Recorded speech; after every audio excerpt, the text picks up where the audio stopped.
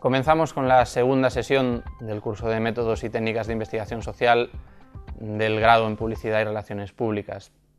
Tras la presentación de la estructura general del curso, del plan que desarrollaremos durante este cuatrimestre, vamos a empezar a entrar en esas primeras cuestiones preliminares, cuestiones básicas de lo que llamábamos en la primera entrega los aspectos epistemológicos. Es una primera entrega, una primera contribución básica en la que vamos a reflexionar sobre algunos de los aspectos que normalmente surgen a la hora de aproximarnos al conocimiento científico. En este sentido, una de las cuestiones que debemos de tener clara en todo momento es que el conocimiento científico es una forma de acceso al conocimiento, de acceso al mundo que nos rodea, al entorno en el que vivimos, en el que nos encontramos, pero no es la única y probablemente no sea ni siquiera la que utilizamos con mayor frecuencia. Es decir, a la hora de conocer nuestra realidad nos apoyamos en diferentes recursos, en diferentes elementos que remiten a formas de entender el mundo, a formas de practicar, de poner en práctica nuestra realidad social muy diferentes. En la pantalla encontráis algunas de ellas. El mito, los grandes mitos sirven para explicar y han servido para explicar durante décadas lo que le sucedía a las personas, del mismo modo que las religiones en la actualidad y durante los últimos milenios continúan sirviendo para explicar lo que sucede a nuestro alrededor. Podemos estar más o menos de acuerdo con esas explicaciones, pero lo cierto es que para una buena parte de la humanidad continúan siendo perfectamente válidas y continúan creando un sentido en el entorno en el que se mueven. Y sin pensar en cuestiones que probablemente remitan a aspectos trascendentes como los mitos o las religiones, el sentido común es una forma de conocimiento, es decir, no necesitamos aplicar un método científico para conocer, para entender lo que nos sucede, ya que con el sentido común en muchas ocasiones, en la gran mayoría de las situaciones de nuestro día a día, es suficiente para entender lo que está sucediendo y para adaptar nuestro comportamiento a esas realidades. La ciencia, en este sentido, es una vía de acceso al conocimiento. Lo que sí que es cierto es que es probablemente la vía que se ha ido generalizando, popularizando, consolidando como la más relevante en el contexto social, en el contexto actual. ¿Son todas igual de válidas estas cuatro formas o muchas otras formas de acceso al conocimiento? Bueno, podemos encontrar teorías que defienden posiciones relativistas, que intentan justificar que estas formas de acceso son todas igual de válidas. En otras teorías, en otras posiciones, que podréis encontrar también más desarrolladas en la bibliografía de la asignatura, nos encontraremos con que los principios sobre los que se construye la ciencia ofrecen una serie de garantías que permiten que el conocimiento se generalice de una manera más fiable, más válida. De ahí probablemente el proceso de consolidación, el proceso de incremento del dominio en la explicación científica que hemos percibido en las últimas décadas, en los últimos siglos.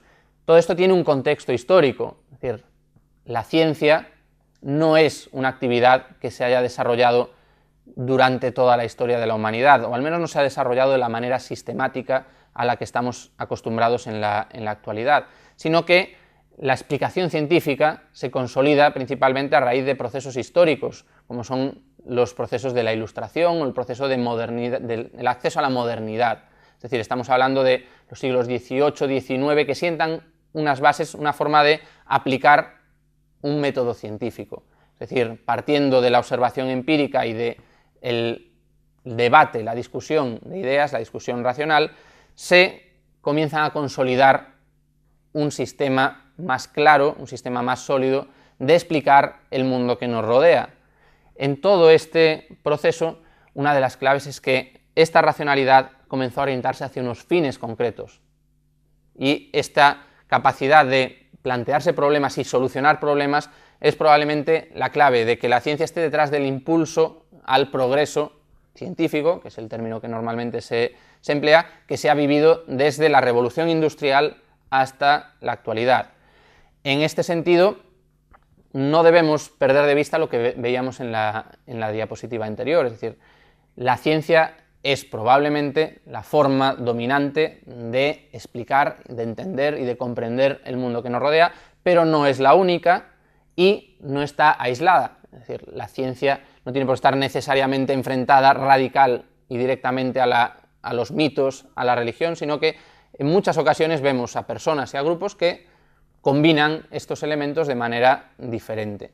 Pero lo que sí que es cierto y lo que poca gente podrá discutir es que la explicación científica se ha convertido en una de las claves de los sistemas sociales en los que nos encontramos, en los que vivimos.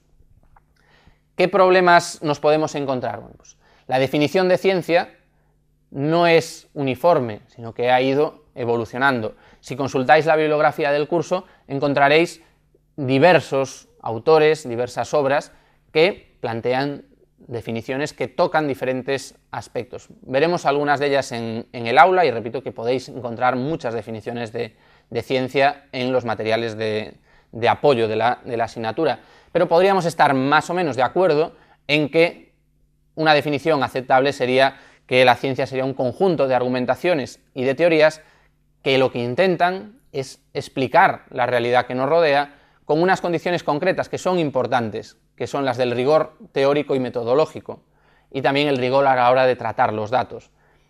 Esta es una de las diferencias principales con otras formas de explicación del mundo que nos rodea, y es que la ciencia se construye sobre el método, y sin el método no hay conocimiento científico. ¿Por qué el método tiene esa importancia? Pues porque es la garantía de que todo el mundo utiliza las mismas normas, utiliza los mismos recursos, porque la ciencia es, como veréis en algunas de las definiciones posteriores, es un esfuerzo colectivo, en el que lo que hacen unos científicos es sumarse a lo que han hecho otras personas, otras escuelas con anterioridad. Por lo tanto, la ciencia no es patrimonio de una persona, sino que es algo público, es algo que debe ser compartido, que debe ser mejorado por todas las personas que completan investigaciones científicas, y en ese sentido vuestros trabajos pueden ser perfectamente una contribución válida para mejorar el conocimiento científico. Por lo tanto, desde el primer momento animaros a que adoptéis una forma de observar vuestro entorno de carácter científico. ¿Qué es lo que nos permite esta forma de conocimiento? Nos permite mostrar una manera objetiva de describir, analizar o interpretar el mundo en el que vivimos. El término objetivo es un término tremendamente complejo y tremendamente problemático. Normalmente, si preguntamos a pie de calle sobre la ciencia, uno de los adjetivos que casi siempre saldrá es que es una actividad objetiva. Objetiva en el sentido de que es propiedad de los objetos. Hay un debate epistemológico que lo que intenta demostrar es que la objetividad como tal no puede existir. Es decir, los sujetos influyen, intervienen en las realidades, en los objetos que estudian. Por lo tanto, el término objetivo, más que un calificativo que tengáis que ver como algo definitivo, como algo estable, es un punto de llegada, es una meta, es intentar, se debe traducir en un intento por ofrecer todas las posibilidades para alcanzar esa objetividad, pero siendo conscientes de que probablemente esa objetividad no exista en el sentido puro del término. ¿Por qué? Pues porque hay una serie de cuestiones como el compromiso, la distancia, la relación que establecemos con el objeto de estudio. Si, por ejemplo, nosotros estamos investigando de qué manera podemos conseguir que una campaña de publicidad sea más eficaz para prevenir el consumo de drogas, por ejemplo, y nuestra experiencia personal como expertos y expertas en publicidad y relaciones públicas cuenta con casos próximos de nuestra experiencia personal en los que hemos vivido en primera, en segunda persona, cuestiones relacionadas con las drogas, afectará necesariamente al tipo de investigación. ¿Eso invalidará la posibilidad de que sea científica? No. Lo que tendremos que arbitrar serán los mecanismos de rigurosidad que sean precisos para que las conclusiones que alcancemos con nuestra investigación sean sólidas, sean aceptadas por la comunidad de expertos en esa materia y sirvan para diseñar un mejor producto publicitario o una mejor campaña de relaciones públicas. Y después hay muchos aspectos que directamente son muy difíciles de objetivar, del mismo modo que hay muchísimos aspectos que son prácticamente imposibles de medir. Emociones, actitudes, podemos arbitrar sistemas para intentar medirlos, pero la propia actividad de medición puede ser contraproducente en muchas ocasiones. Y lo veremos cuando empecemos a hablar de algunas de las técnicas cuantitativas, cualitativas, de los límites que existen. Sobre el debate de la objetividad, hay una diferencia importante entre las ciencias naturales y las ciencias sociales. De hecho, el término objetividad remite claramente al campo de las ciencias físico-naturales.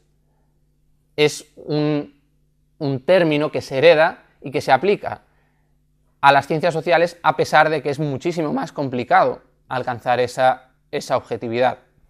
¿Por qué es mucho más complicado? Por una parte, por la presencia del propio investigador, que forma parte de la sociedad que está investigando.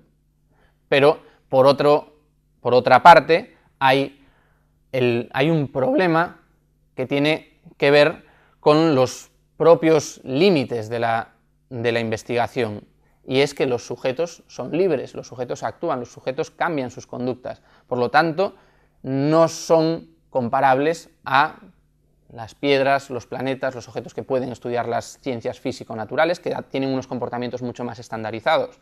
Cuando estamos investigando a personas, a grupos, la posibilidad de que varíen, de que cambien, de que lo que se investigó en el año 2006 no sea necesariamente lo que suceda en la actualidad, es más que probable. Por lo tanto, no se puede renunciar a buscar esa verdad, esa objetividad, pero no podemos ser ilusos, no podemos ser inconscientes en el sentido de creer que se puede alcanzar. Es decir, la verdad científica, una de sus características es precisamente que es provisional. En el momento en el que se demuestra que esa verdad, que esas conclusiones ya no son válidas, es decir, que no se ajustan, que no son las que mejor se ajustan a la realidad que nos rodea, la ciencia asume ese cambio y modifica sus principios. Y lo podéis ver nuevamente en campos como la física, las grandes teorías físicas, pues sois conscientes de la evolución de Newton, Einstein y diferentes procesos en los que ¿qué ha sucedido? Que se ha demostrado que hay teorías que explican mejor la realidad de las que teníamos previamente. Por lo tanto, tenemos dos enemigos importantes para el campo de las ciencias sociales. Uno es creer ciegamente que las ciencias sociales pueden tener el mismo rigor que las ciencias naturales. No es posible. Las ciencias sociales son ciencias principalmente probabilísticas, trabajan con probabilidades, mientras que las ciencias naturales, ciencias físicas naturales, trabajan con un nivel mucho más exacto. Hablamos de ciencias exactas en muchas ocasiones. Pues las ciencias sociales no pueden ser exactas, pueden ser probables. Pero en el otro extremo tenemos el riesgo del escepticismo, que es pensar que porque las ciencias sociales sean probabilísticas no puedan explicar nada. Y tenéis muchos ejemplos, no solo en la bibliografía, sino en vuestra experiencia personal, de que las ciencias sociales explican y explican muy bien comportamientos en el campo de la comunicación periodística, publicitaria y de muchos otros tipos. Por lo tanto, entre un polo que sería la confianza ciega en la ciencia y la descreencia absoluta en el poder de la ciencia, pues nos tendremos que situar y nos tendremos que mover en todo momento. Por lo tanto, ser conscientes de los límites del conocimiento científico ha sido una de las principales aportaciones del conocimiento. Es decir, durante siglos se ha ido consolidando la idea de que el conocimiento es perfeccionable y somos nosotros y nosotras quienes pueden perfeccionar ese conocimiento, aplicando las mismas reglas, aplicando las mismas normas y demostrando que nuestras explicaciones son más sólidas que las que se ofrecían con anterioridad.